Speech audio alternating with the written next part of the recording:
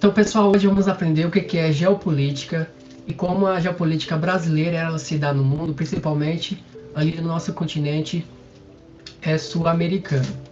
Então, primeiro, para a gente entender o que vem a ser geopolítica, a gente tem que voltar num contexto histórico e entender o conceito desta palavra. Então, o conceito de geopolítica, ele nasce ali no século XIX com um então cientista chamado Frederick Hatzel.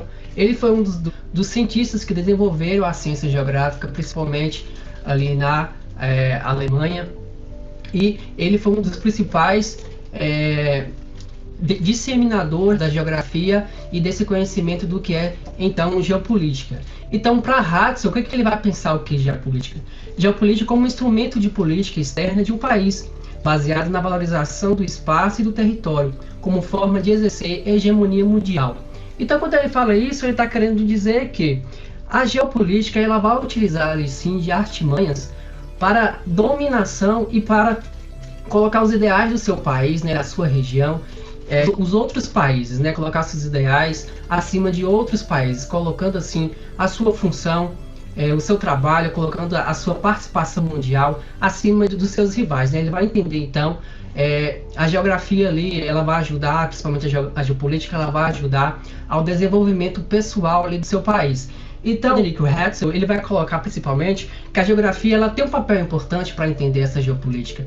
E entendendo essa geopolítica, faz com que também o seu país de origem, ela se imponha através desses países, de forma que ela possa se desenvolver futuramente e fazer com que bases sejam bases mais formadoras, sejam bases mais consistentes. Então, depois de Hatzel, na evolução geográfica, no entendimento da geografia e da evolução da geopolítica, como a gente pode definir então a geopolítica a partir de então? Então, a geopolítica ela pode ser definida como uma ciência que estuda estratégias de Estado, ou seja, ela vai utilizar de artimanhas para se desenvolver. E isso vai ajudar a administrar o seu território com vistas à sobrevivência do seu povo e sua inserção no plano internacional. Então isso quer dizer o quê? Ele vai utilizar de métodos e metodologias para inserir o seu contexto, a sua realidade, num contexto mundial ali, né? Vai colocar sua importância no contexto mundial. E alguns estados, elas utilizam dessas artimanhas, elas utilizam de conflitos, utilizam de contratos, né? E utilizam de conversa e de relações com outros países para crescerem o seu território. O crescimento do território, a anexação e a dominação de um território é alguma das características, então, aí da geopolítica. Essa abordagem era uma abordagem mais antiga, né? Uma abordagem mais elaborada através do contexto histórico. O próprio Brasil utilizou aí de artimanhas de estratégia para a ampliação do seu território, principalmente na América Latina, né?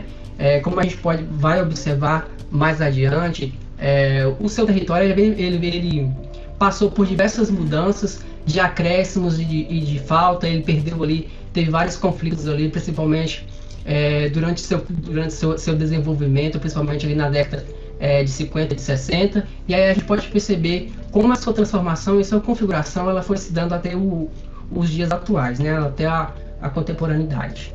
Após a Segunda Guerra Mundial, que se estendeu de 1936 a 1945, a política externa voltou-se a olhar para o Brasil, porque a partir de então, a partir desse contexto, né, a partir desse momento, o Brasil então começou a criar políticas para se desenvolver, principalmente ali na sua localização, né, ali na América Latina. A partir de então, em 1945, o Brasil ele se coloca então a criar instituto como o Instituto Rio Branco, que ele vai criar, né, vai dar possibilidades ali para a formação de embaixadores e a formação de cônsules para representar o Brasil, principalmente internacionalmente, né? Um cônsul ou um embaixador, ele vai trazer os interesses do nosso país e vai levar para fora, né? Trazer políticas novas, demonstrar nossas políticas, nossas imposições e aí representar o Brasil legalmente em outro país, né? E então, assim, para os diplomatas brasileiros, não há inimigos ou desafetos. Todos os países são potenciais parceiros comerciais, né?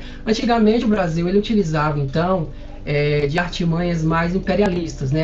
Principalmente na América Latina, os países acreditavam que o Brasil tinha essa imposição, ela utilizava principalmente tinha interesse de crescer o seu território, mas atualmente, né, principalmente após a Segunda Guerra, o Brasil ele vai transformar, né, ele vai mudar a sua forma de ação ali e vai ter uma ação mais apaziguadora, né, ele vai buscar mais parceiros comerciais para o seu desenvolvimento da economia, né, principalmente o seu comércio, ali os seus territórios que fazem fronteira com ele, e também na maioria dos países da América Latina, na América Central e também na América do Norte, né?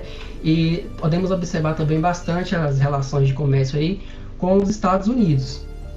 Então, sabe-se que os Estados Unidos ela tem uma hegemonia de poder, principalmente nas Américas, né? Ela é uma das principais potências mundiais hoje e é colocada como uma das principais influências hoje no mundo. Então, tudo que se vende na América também é comprado, né? Os Estados Unidos ele é uma potência ali que pode ser demonstrada por diversas vezes, né? A gente consome muita mídia dos Estados Unidos, a gente vê, né, que os Estados Unidos ele representa uma potência mundial, sim, né? E só que o que acontece? Muitos países eles conseguem, né, ali defender os Estados Unidos, eles têm ali entrar em acordo porque eles sabem que muitas coisas também eles exigem que entrem em acordo para que eles possam ser beneficiados, né? Só que teve momentos também que o Brasil ele foi de fora, ele foi de contra ao pensamento dos Estados Unidos, ele impôs a sua posição ali quando era necessário. Então a gente pode destacar também em 1968 que o Brasil ele posiciona-se contra o Tratado da Não Proliferação de Armas na Conferência de Desarmamento realizada em Genebra. Por quê?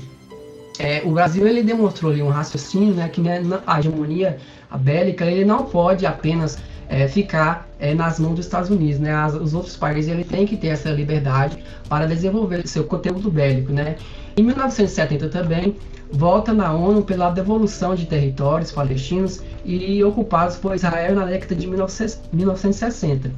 E em 1974 reata as relações diplomáticas com a China, né? Até então a relação do Brasil com a China ela não era assim, não tão ligada, tão íntima como é hoje, né? De princípio, as principais relações comerciais do Brasil, ela tinha ali com os Estados Unidos como principal influência de comércio. Depois ela se abriu, principalmente na década de 90, com a União Europeia. Então o comércio com a União Europeia, ela passou a ser a mais vigente. E aí, no final da década de 90, ela tem uma aproximação com a China. Então, bastante do seu comércio e da sua troca de produtos e de comércio, enfim, ela veio principalmente da China. A China ela tem uma grande participação aí, na nossa economia. Então, o Brasil ele é visto como uma potência regional. Sim, como você pode perceber, principalmente aqui no mapa, a extensão territorial do Brasil é uma extensão territorial imensa, né? Ela é gigantesca, como você pode ver, ela faz fronteira com diversos países e dentre esses países aqui ele é o maior, né? Então ele pode ser considerado aí como um grande país, um dos principais países aí da América Latina. O interessante que a gente costuma imaginar, que a gente costuma ver na mídia, é que o Brasil é um país pobre. Na verdade, o Brasil é um país muito rico, muito populoso, inclusive o DH dele é alto, só que a gente cai na pegadinha aqui quando a gente observa o IDH dele. Por quê? O que é IDH? Ele demonstra o índice de desenvolvimento humano. Se você levar em consideração, de forma geral, ele pega aí os maiores picos, né? Ele pega as pessoas que têm um índice de desenvolvimento maior e as pessoas também que têm um índice de desenvolvimento menor, ele faz o cálculo ali e tem a média. Então a gente não pode cair nessa pegadinha, porque apesar do Brasil ele ser muito rico, existe também muita pobreza, né? Que essa conta aí ela fica dissimulada aí nesse cálculo final. Então o Brasil ele sempre foi percebido ali pelos países vizinhos, principalmente como um estado ali, uma região que gostaria de implantar o seu império, né? Ele gostaria então de crescer seu território, ele queria impor sua potência regional a partir da conquista de novos territórios. E aí desde a independência de 1822, os governantes brasileiros eles buscam tornar o país uma potência regional, desta forma que eu estou falando, né? Da forma mais imperialista. É claro que essa mudança ela foi acontecendo a partir, né, da evolução da história do Brasil, né? Depois esse ideal de crescer a partir do imperialismo, ele foi mais um ideal, né, do Barão e do Rio Branco, né? ele participou de diversas ações ali do Brasil para que o Brasil mudasse e o Brasil crescesse de forma de expor seus ideais, né? Mas aí a gente vai ver inclusive como que ele foi se modificando a partir de então. Como você pode ver aqui, a regionalização do Brasil ela foi aumentando, né? O território do Brasil ele foi aumentando e ele foi se diferenciando de acordo a década, né? De acordo aí os anos. Como você pode ver, em 1534 você pode ver aqui que tinha o território brasileiro era bem divididinho, né? A divisão aqui ela era menor, né? Até então, porque o Estado brasileiro ele era subdividido em regiões como a gente vê hoje, né? Ele teve um processo histórico de construção. Em 1789 você já pode ver aqui alguns estados se formando, como Bahia, Pernambuco, Maranhão, São Paulo, Goiás, Minas Gerais, Mato Grosso, né? Só que não é ainda na sua totalidade como a gente conhece hoje. Em 89 você já vê ali a criação ali do Amazonas, né, do Pará, a subdivisão de algumas regiões. Em 43 o Brasil aqui ele está praticamente todo formado, com exceção de algumas partes aqui, ó, em fronteira ali com alguns países, ele ainda fazia parte de algum território ali que não era do Brasil ainda, e dessa forma ele foi se modificando. E na década de 90 ele se tornou assim a forma que a gente conhece hoje. Aqui você pode observar que a extensão territorial do Brasil ele foi modificando também, né? Essa parte alaranjada aqui foi pela aquisições de arbitramento, né? Ou seja, né, foi a partir de conquistas mesmo, né? Teve ali um julgamento entre os países para que lado ficava essa parte da região. A aquisição por tratado bilateral, você pode ver que é a parte verde, né? O Rio Acre, ele não fazia parte do Brasil, né? Ele foi um dos últimos estados ali que foi fazer parte do Brasil. Como essa parte aqui também que você pode observar, e aqui cá embaixo, aqui perto do Rio Grande do Sul, né? Perto do Paraguai, aqui da Argentina, foi por parte também da aquisição bilateral. Então o Brasil ele foi criando alguns projetos ali, depois que ele modificou essa sua visão, né, imperialista de deter a potência regional, ele foi se modificando, ele saiu da visão imperialista e foi mais para uma visão mais amigável, né, mais uma visão de relações mesmo, né. Então a gente pode destacar algumas relações que ele teve aqui, principalmente com a sua fronteira do lado oeste, como que o Brasil plantou um conjunto de estratégias para auxiliar a Bolívia e o Paraguai a ter acesso ao mar, tirando assim a influência da Argentina. Ou seja, a Bolívia e o Paraguai, para ele despejar seus detritos, ele tinha que pedir auxílio aqui à Argentina, uma vez que ele não tem acesso direto ao mar. Então o Brasil ele facilitou o acesso desses países para o mar através de tratados, né? E aí a relação, né, de comércio também no Brasil ela foi auxiliada por conta disso.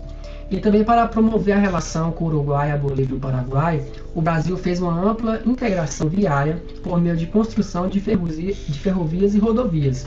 Então você pode observar aqui várias linhas de ferrovias e de rodovias que foram criadas para facilitar a troca de comércio aqui entre esse pessoal e para facilitar também o transporte, né? Uma vez que construída esses canais ali de comunicação, ficava bem mais fácil tramitar entre os dois países.